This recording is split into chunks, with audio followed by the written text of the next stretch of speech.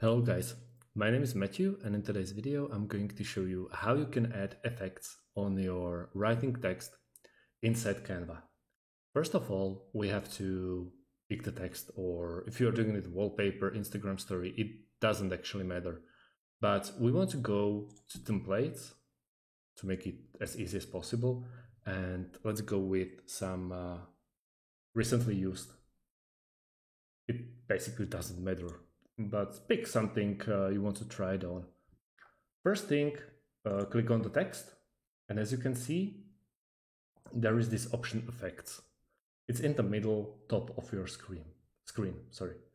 You click on the effects, and you can shape it like this, like a rainbow, or it's completely up to you.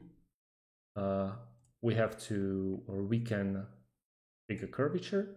It's very customizable, and also we want to go for a glitch or neon. That's pretty nice in my opinion, and I'm using this one a lot. Or a little bit of shadow behind. We can't see it because the image is quite dark. We can lift it up, go for none, or go for splice, also very nice one.